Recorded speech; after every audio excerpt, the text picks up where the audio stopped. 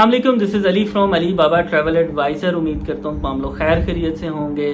हमारा ऑफिस है Sadiq trade centre Gulberg Lahore में, ऑफिस नंबर 1 मेज़नीन फ्लोर पे एम फ्लोर पे, और हमारा नंबर है 030966119555 जो कि आप स्क्रीन पे भी देख सकते हैं और डिस्क्रिप्शन में भी आपको हमारी डिटेल्स मिल जाएंगी। आज की इस वीडियो में मैं आपके साथ एक बड़ा अहम टॉपिक डिस्कस करूंगा स्पेन के हवाले से और स्पेन की अपील के हवाले से।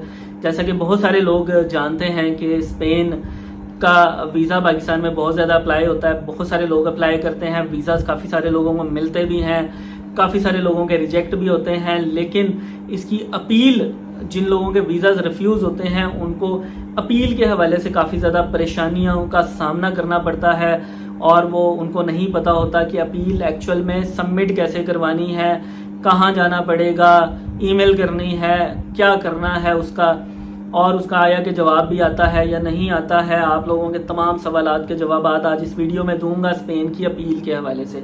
वो तमाम लोग जिन लोगों ने अभी तक चैनल नहीं सब्सक्राइब किया हुआ, चैनल सब्सक्राइब कर लें।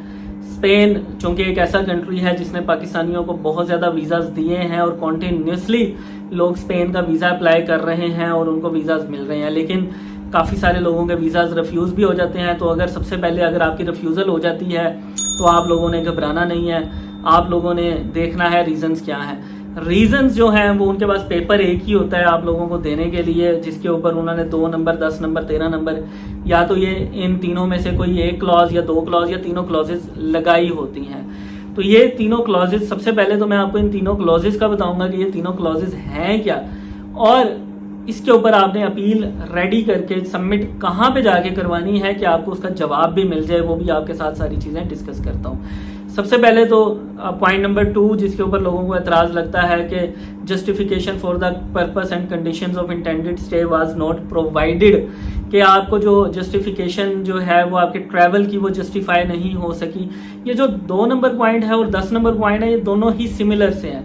एक में जो है वो नॉट प्रोवाइडेड लिखा हुआ है, एक में नॉट रिलायबल लिखा हुआ है।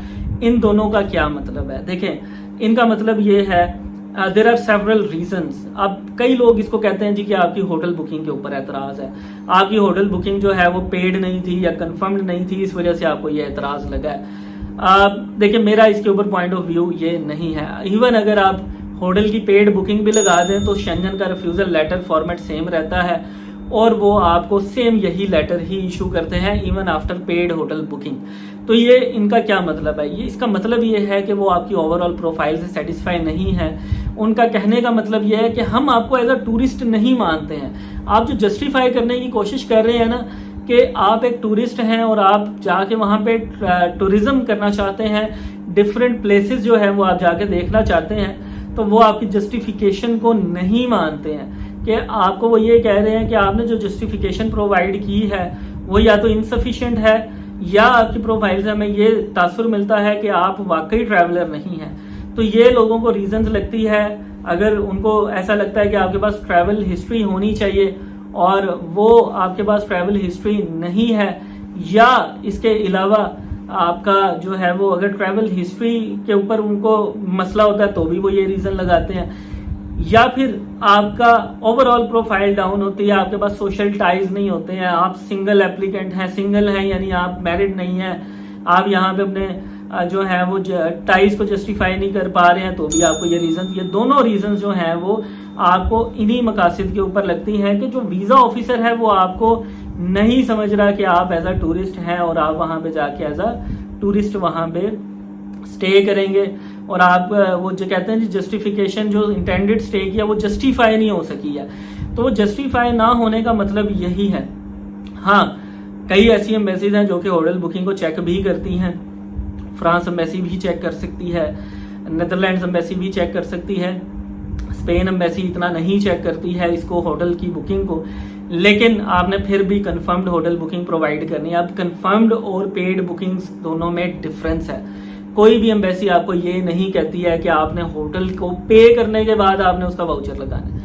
आपसे ये कहा जाता है कि आपने कंफर्म्ड बुकिंग देनी है। अब कंफर्म्ड बुकिंग क्या होती है कि जब आप उसको बुक कर रहे होते हैं आपसे क्रेडिट कार्ड की डिटेल्स मांगी जा रही होती हैं, आपने क्रेडिट कार्ड की डिटेल्स दे के वो बुकिंग ऑथोराइज करनी है, आपसे थोड़े से पैसे चार्ज करके वो आपको वापस भी कर देते हैं, 1 नाइट के पैसे चार्ज करके वापस भी कर देते हैं। वो बुकिंग आपकी कंफर्म्ड होती है कि उनको पता होता है कि कल को अगर आप नहीं भी आते, उस होटल में स्टे नहीं करते, तो और अगर ट्रैवल डेट आ जाती है सर पे, तो वो आपसे पैसे चार्ज कर सकते हैं। तो ये कंफर्म्ड बुकिंग होती है।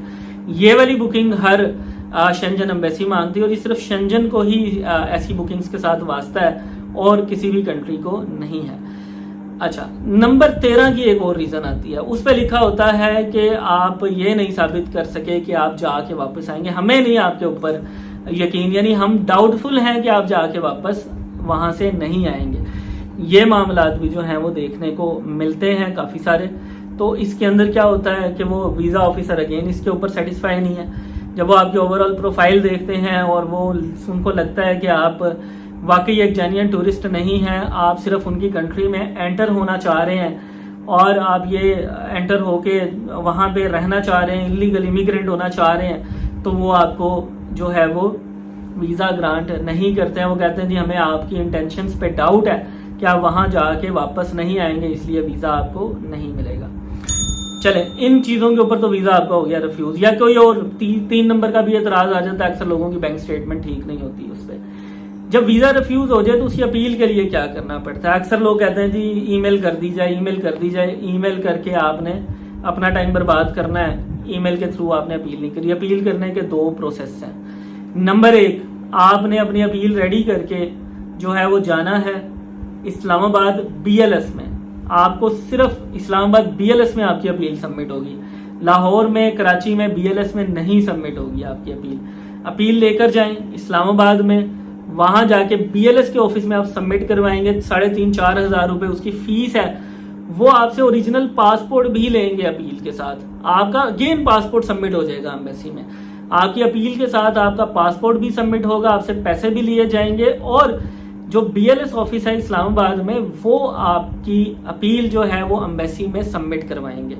वो एम्बेसी में सबमिट करवाएंगे और आपको डेफिनेटली उसका आंसर मिलना ही मिलना है। ये तरीकाकार है स्पेन की अपील का। कोई ईमेल का तरीकाकार नहीं एक्सेप्टेबल हो रहा। पहले किसी टाइम में हुआ करता था, अब नहीं एक्सेप्ट हो रहा। अब आपके पास पाकिस्तान से अपील करने का एक ही तरीका है, वो यही है, अपील रेडी करें, पासपोर्ट लें ओरिजिनल, इस्लामाबाद BLS में जाएं और जाके इस्लामाबाद में अपील को सबमिट करवा कर आएं और उधर अपने पैसे पे करके आएं। अब इसका प्रोसेसिंग टाइम क्या होता है? इसका प्रोसेसिंग टाइम 1 महीना दिया गया है कि 1 महीने के अंदर अंदर आंसर करते हैं लोगों को 40-45 डेज में। आपने यही समझना है कि अगेन आपका वीज़ा अप्लाई हो गया है, और आपको जिस तरह से स्पेन एम्बेसी आंसर करती है 40-45 डेज में, 50 डेज में, उतने ही दिनों बाद आपको डिसीजन इशू हो जाएगा एक नया, और आपको जो है वो पासपोर्ट वापस मिल जाएगा। तो ये तरीक़ाकार है अपील का। आइंदा इस तरीक़ाकार को फॉलो करते हुए आप लोगों ने अपनी अपील्स सबमिट करवानी है, ताकि आने वाले जो वक्त हैं उनमें और लोगों को भी पता लगे कि इसकी अपील का असल प्रोसेस क्या है और इसमें वीज़ा लगने के चांसेस भी होते हैं। तो आपने इस तरीके से आइंदा अपील को जो है वो फॉरवर्ड करवाना है। तमाम लोगों का बहुत बहुत शुक्रिया, और जो लोग वीडियोस को लाइक करते हैं, शेयर करते हैं और चैनल को सब्सक्राइब करते हैं। मज़ीद मालूमात के लिए हमारे दिए गए नंबर्स पर रब्ता कीजिएगा। बहुत शुक्रिया। खुदा हाफिज़।